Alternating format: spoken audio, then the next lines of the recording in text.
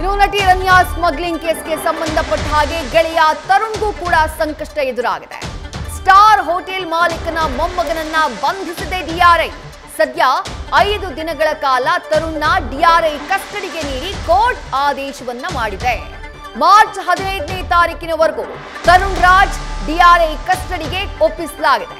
ರನ್ಯಾ ಜೊತೆ ಈಗ ದುಬೈನಲ್ಲಿದ್ದಂತಹ ಮಾಹಿತಿ ಇದೆ. ಇಬ್ಬರು ಜೊತೆಗೆ ದುಬೈಗೆ ಹಾರಿರುವಂತಹ ಮಾಹಿತಿಯ ಹಿನ್ನೆಲೆಯಲ್ಲಿ ಡಿಆರ್ಐ ಅಧಿಕಾರಿಗಳು ಕಳೆದ 2 ದಿನಗಳಿಂದ ಈ ತರುಣ್ ರಾಜ್ನನ್ನ ತೀವ್ರ ವಿಚಾರಣೆಗೆ ಒಳಪಡಿಸಿದ್ರು. ಆ ನಂತರದಲ್ಲಿ ಬಂಧನ ಪ್ರಕ್ರಿಯೆಯನ್ನ ಕೂಡ ಕೆಲವೇ ಕ್ಷಣಗಳ ಹಿಂದೆ ಮುಗಿಸಿ ಆ ಬಳಿಕ ಕೋರ್ಟ್ಗೆ ಈತನನ್ನ ಹಾಜರುಪಡಿಸಲಾಯಿತು. ಮತ್ತಷ್ಟು ವಿಚಾರಣೆ ಮಾಡೋದಿದೆ, ತಮ್ಮ ಕಸ್ಟಡಿಗೆ ನೀಡಿ ಅಂತ ಹೇಳಿ ಡಿಆರ್ಐ ಅಧಿಕಾರಿಗಳು ಕೇಳಿರುವಂತಹ ಕಾರಣಕ್ಕಾಗಿ 5 ದಿನಗಳ ಕಾಲ ಆತನನ್ನ ಡಿಆರ್ಐ ಕಸ್ಟಡಿಗೆ ಒಪ್ಪಿಸಿ ಕೋರ್ಟ್ ಆದೇಶವನ್ನ ಮಾಡಿದೆ.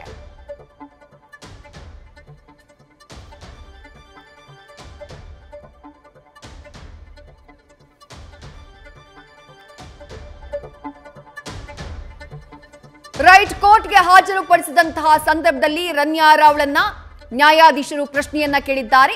ಏನಾದ್ರೂ ತೊಂದರೆ ಆಗಿದ್ಯಾ ಅಂತ ಹೇಳಿ. ನೀವು ಯಾವುದೇ ಪ್ರಕರಣವನ್ನ ಗಮನಿಸಿದಂತಹ ಸಂದರ್ಭದಲ್ಲೂ ಕೋರ್ಟ್ಗೆ ಆರೋಪಿಯನ್ನ ಹಾಜರುಪಡಿಸಿದಾಗ, ಅಂದ್ರೆ ಕಸ್ಟಡಿಯಲ್ಲಿದ್ದಂತಹ ಆರೋಪಿಯನ್ನ ಕೋರ್ಟ್ಗೆ ಹಾಜರುಪಡಿಸಿದಾಗ ಸಾಮಾನ್ಯವಾಗಿ ನ್ಯಾಯಾಧೀಶರು ಕೇಳುವಂತಹ ಪ್ರಶ್ನೆ ಇದು.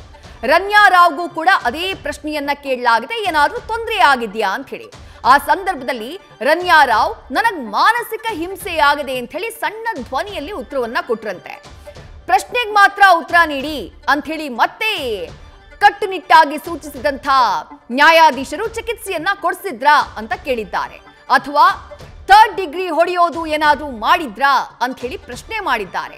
ಆ ಸಂದರ್ಭದಲ್ಲಿ ರನ್ಯಾ ರಾವ್ ಉತ್ತರಿಸಿದ್ದು, ಹೊಡೆದಿಲ್ಲ ಬಡ್ದಿಲ್ಲ, ಆದ್ರೆ ಕೆಟ್ಟದಾಗಿ ನನಗೆ ಬೈದಿದ್ದಾರೆ, ಇದರಿಂದ ನಾನು ಸಾಕಷ್ಟು ಮಾನಸಿಕವಾಗಿ ನೊಂದಿದ್ದೀನಿ ಅಂತ ಹೇಳಿ ನ್ಯಾಯಾಧೀಶರಿಗೆ ಉತ್ತರವನ್ನ ಕೊಟ್ಟಿದ್ದಾಳೆ ರನ್ಯಾ ರಾವ್. ಡಿಆರ್ಐ ಅಧಿಕಾರಿಗಳಿಂದ ನನಗೆ ಮಾನಸಿಕ ಹಿಂಸೆಯಾಗಿದೆ ಅಂತ ಹೇಳಿ ಕೋರ್ಟ್ನಲ್ಲಿ ನ್ಯಾಯಾಧೀಶರ ಮುಂದೆ ಅಳಲನ್ನ ತೋಡ್ಕೊಂಡಿದ್ದಾಳೆ. ಪ್ರಶ್ನೆಗಳಿಗೆ ಉತ್ತರ ಹೇಳೋದನ್ನ ನಿಲ್ಲಿಸಿದಾಗ ಬೈತಾರೆ, ನೀವು ಹೇಳಿಲ್ಲ ಅಂದ್ರೆ ಏನಾಗುತ್ತೆ ಗೊತ್ತಲ್ಲ ಅಂತ ಹೇಳಿ ಹೆದರಿಸ್ತಾರೆ ಅಂತ ಹೇಳಿ ರನ್ಯಾ ನ್ಯಾಯಾಧೀಶರ ಎದುರು ಆರೋಪವನ್ನ ಮಾಡಿದ್ದಾರೆ ಡಿಆರ್ಐ ಅಧಿಕಾರಿಗಳ ವಿರುದ್ಧ. ಕೋರ್ಟ್ಗೆ ಹಾಜರುಪಡಿಸ್ತಾ ಇದ್ದ ಹಾಗೆ ನ್ಯಾಯಾಧೀಶರು ಪ್ರಶ್ನೆಯನ್ನ ಕೇಳಿದ್ರು, ಏನಾದ್ರೂ ತೊಂದರೆ ಆಗಿದ್ಯಾ ತಮ್ಗೆ ಅಂತ ಹೇಳಿ ಡಿಆರ್ಐ ಅಧಿಕಾರಿಗಳ ಕಸ್ಟಡಿಯಲ್ಲಿ.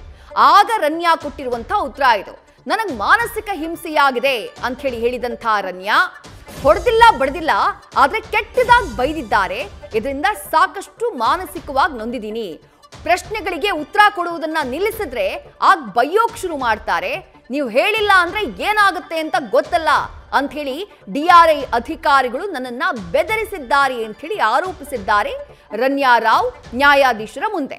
ಡಿಆರ್ಐ ಅಧಿಕಾರಿಗಳು ಫಿಸಿಕಲ್ ಥ್ರೆಟ್ ಮಾಡ್ತಿದ್ದಾರೆ ಅಂತಾನೂ ಹೇಳಿದ್ದಾರೆ. ಹಾಗಾದ್ರೆ ನಿಮ್ಮ ವಕೀಲರು ಭೇಟಿಯಾದಾಗ ಯಾಕೆ ತಿಳಿಸ್ಲಿಲ್ಲ ನೀವು ಅಂತ ಹೇಳಿ ನ್ಯಾಯಾಧೀಶರು ಆಗ ರನ್ಯಾ ರಾವ್ನ ಪ್ರಶ್ನೆ ಮಾಡಿದ್ದಾರೆ. ನೀವು ವಕೀಲರು ಬಂದು ತಾನೆ ನಿಮ್ಮನ್ನ ಭೇಟಿಯಾಗೋದಕ್ಕೆ ಕಸ್ಟಡಿಯಲ್ಲಿದ್ದಾಗ, ಆಗ ನೀವು ಈ ವಿಚಾರವನ್ನ ಯಾಕೆ ತಿಳಿಸ್ಲಿಲ್ಲ ಅಂತ ಹೇಳಿ ನ್ಯಾಯಾಧೀಶರು ರನ್ಯಾ ರಾವ್ಗೆ ಮರು ಪ್ರಶ್ನೆಯನ್ನ ಮಾಡಿದ್ದಾರೆ. ಕೆಲವೇ ಕ್ಷಣಗಳ ಹಿಂದೆ ಕೋರ್ಟ್ಗೆ ಹಾಜರುಪಡಿಸಲಾಯಿತು ರನ್ಯಾ ರಾವ್ನ. ಕಸ್ಟಡಿಯ ಅವಧಿ ಮುಕ್ತಾಯವಾದಂತಹ ಹಿನ್ನೆಲೆಯಲ್ಲಿ ಮೊನ್ನೆ 3 ದಿನಗಳ ಕಾಲ ಕಸ್ಟಡಿಗೆ ಡಿಆರ್ಐ ಅಧಿಕಾರಿಗಳು ಪಡ್ಕೊಂಡಿದ್ರು ಗೋಲ್ಡ್ ಸ್ಮಗ್ಲಿಂಗ್ ಕೇಸ್ಗೆ ಸಂಬಂಧಪಟ್ಟ ಹಾಗೆ ವಿಚಾರಣೆಯನ್ನ ಮಾಡೋದಕ್ಕೆ. ಆ 3 ದಿನಗಳ ಅವಧಿ ಮುಕ್ತಾಯ ಆಗಿರುವಂತಹ ಹಿನ್ನೆಲೆಯಲ್ಲಿ ಈಗ ಕೋರ್ಟ್ಗೆ ಹಾಜರುಪಡಿಸಲಾಗಿದೆ. ಕೋರ್ಟ್ಗೆ ಹಾಜರುಪಡಿಸಿದಂತಹ ಸಂದರ್ಭದಲ್ಲಿ ರನ್ಯಾ ರಾವ್, ನನಗ್ ತೊಂದರೆ ಆಗ್ತಾ ಇದೆ, ನನಗ್ ಮಾನಸಿಕವಾಗಿ ಕಿರುಕುಳ ಆಗಿದೆ, ನಾನು ಮಾನಸಿಕವಾಗಿ ಸಾಕಷ್ಟು ನೊಂದಿದ್ದೀನಿ, ಯಾಕಂದ್ರೆ ಹೊಡೆದಿಲ್ಲ ಬಡ್ದಿಲ್ಲ ಸರಿ, ಆದ್ರೆ ಸಿಕ್ಕಾಪಟ್ಟೆ ಬೈತಾರೆ, ಮಾನಸಿಕವಾಗಿ ಹಿಂಸೆ ಕೊಟ್ಟಿದ್ದಾರೆ, ಜೊತೆಗೆ ಥ್ರೆಟ್ ಮಾಡ್ತಿದ್ದಾರೆ, ನನಗೆ ಬೆದರಿಕೆಯನ್ನ ಹಾಕ್ತಿದ್ದಾರೆ, ಉತ್ತರ ಕೊಡದಿದ್ರೆ ಏನಾಗುತ್ತೆ ಅಂತ ಗೊತ್ತಲ್ಲ, ಈ ರೀತಿಯಾಗಿ ಥ್ರೆಟ್ ಮಾಡ್ತಿದ್ದಾರೆ, ಫಿಸಿಕಲ್ ಥ್ರೆಟ್ ಮಾಡ್ತಿದ್ದಾರೆ ಅಂತ ಹೇಳಿ ನ್ಯಾಯಾಧೀಶರ ಮುಂದೆ ರನ್ಯಾ ರಾವ್ ಅಳಲನ್ನ ತೋಡ್ಕೊಂಡಿದ್ದಾರೆ. ಆ ಸಂದರ್ಭದಲ್ಲಿ ಹಾಗಾದ್ರೆ ನೀವು ಯಾಕೆ ನಿಮ್ಮ ವಕೀಲರು ನಿಮ್ಮನ್ನ ಭೇಟಿಯಾದಾಗ ಈ ವಿಚಾರವನ್ನ ತಿಳಿಸ್ಲಿಲ್ಲ ಅಂತ ಹೇಳಿ ನ್ಯಾಯಾಧೀಶರು ಕೂಡ ಮರು ಪ್ರಶ್ನೆಯನ್ನ ಮಾಡ್ತಾರೆ ರನ್ಯಾ ರಾವ್ಗೆ. ಸದ್ಯ ರಾಜ್ಯಾದ್ಯಂತ ಈ ಕೇಸ್ಗೆ ಸಂಬಂಧಪಟ್ಟ ಹಾಗೆ ಬಹಳ ದೊಡ್ಡ ಮಟ್ಟದಲ್ಲಿ ಸದ್ದಾಗ್ತಾ ಇದೆ.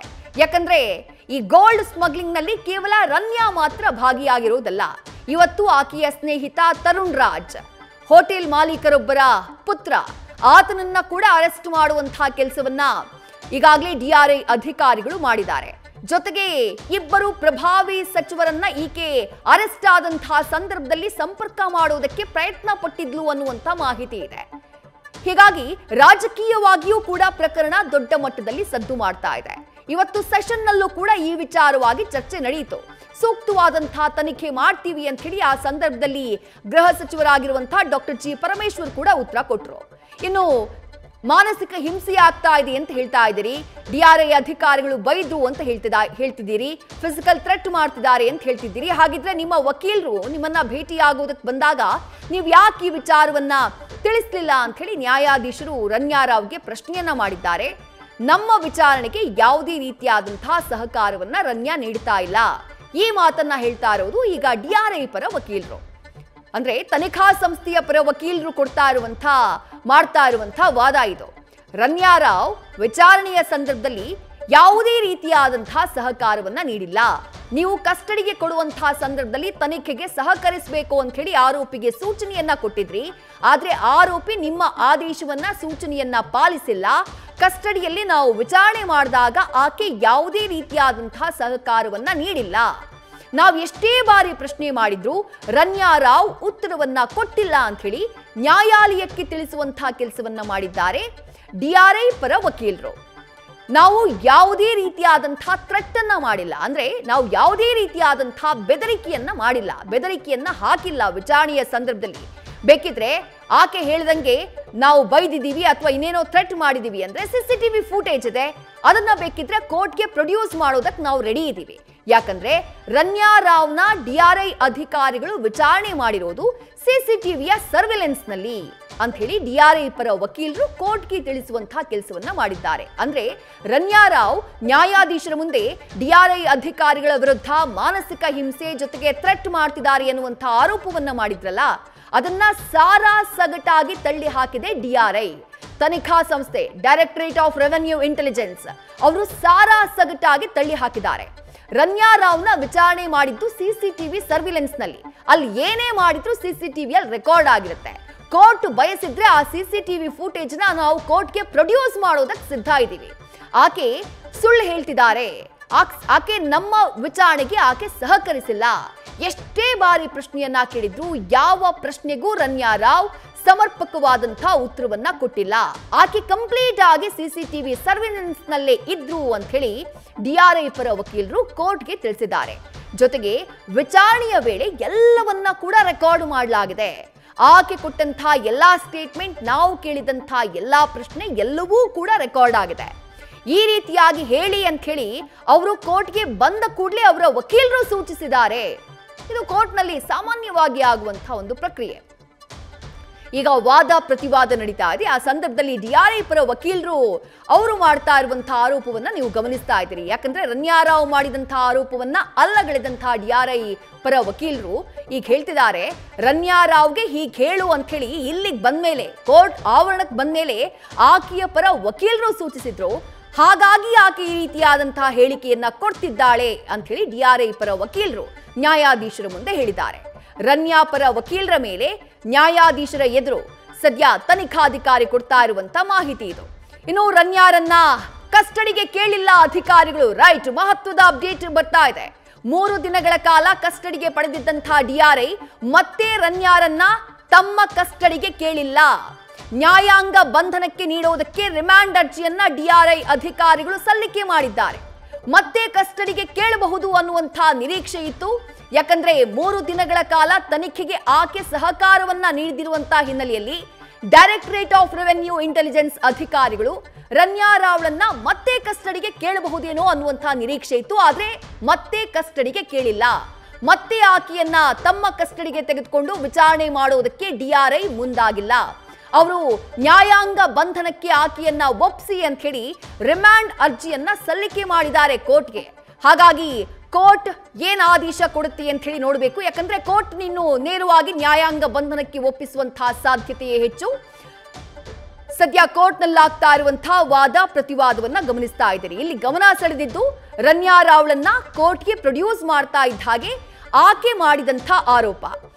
ಮಾಡಿದಂಥ ಆರೋಪ ಏನು? ಡಿಆರ್ಐ ಅಧಿಕಾರಿಗಳ ವಿರುದ್ಧ ನನಗೆ ಮಾನಸಿಕ ಹಿಂಸೆಯನ್ನ ಕೊಡ್ತಿದ್ದಾರೆ, ಉತ್ತರ ಕೊಡದೇ ಇದ್ರೆ ನಾನು ಯಾವಾಗ ಅವ್ರ ಪ್ರಶ್ನೆಗೆ ಉತ್ತರ ಕೊಡೋದನ್ನು ನಿಲ್ಲಿಸ್ತೀನೋ ಆಗ ಬಾಯಿಗೆ ಬಂದ ಹಾಗೆ ಬೈತಾರೆ, ನನಗೆ ಫಿಸಿಕಲ್ ಥ್ರೆಟ್ ಮಾಡ್ತಿದ್ದಾರೆ, ಅಂದ್ರೆ ಹೊಡಿತೀವಿ ಬಡಿತೀವಿ ಹಾಗೆ ಮಾಡ್ತೀವಿ ಅಂತ ಹೇಳಿ ನನ್ನನ್ನ ಬೆದರಿಸ್ತಿದ್ದಾರೆ, ನನಗೆ ತುಂಬಾನೇ ಕಷ್ಟ ಆಗ್ತಾ ಇದೆ ಅಂತ ಹೇಳಿ ನ್ಯಾಯಾಧೀಶರ ಮುಂದೆ ಆರೋಪವನ್ನ ಮಾಡಿದ್ರು DRI ಅಧಿಕಾರಿಗಳ ವಿರುದ್ಧ ರನ್ಯಾ ರಾವ್.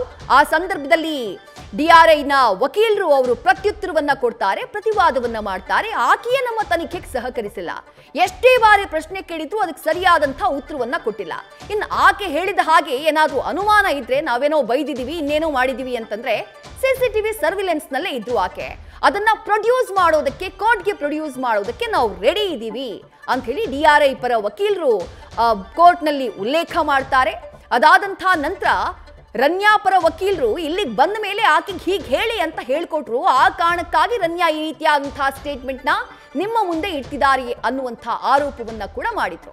ಇನ್ನು ಇಲ್ಲಿ ಬಹಳ ಮುಖ್ಯವಾಗಿರೋದು, ರನ್ಯಾಳನ್ನ ತಮ್ಮ ಕಸ್ಟಡಿಗೆ ಕೇಳಿಲ್ಲ DRI ಅಧಿಕಾರಿಗಳು. ನೀವು ಆಕೆಯನ್ನ ನ್ಯಾಯಾಂಗ ಬಂಧನಕ್ಕೆ ಒಪ್ಪಿಸಿ ಅಂತಾನೆ ಸದ್ಯ ಕೋರ್ಟ್ಗೆ ರಿಮ್ಯಾಂಡ್ ಅರ್ಜಿಯನ್ನ ಅವರು ಸಲ್ಲಿಕೆ ಮಾಡಿರೋದು. ನ್ಯೂಸ್ ಫಸ್ಟ್ ನಿರ್ಭೀತಿಯಿಂದ ನಿಮ್ಮ ಪರವಾಗಿ.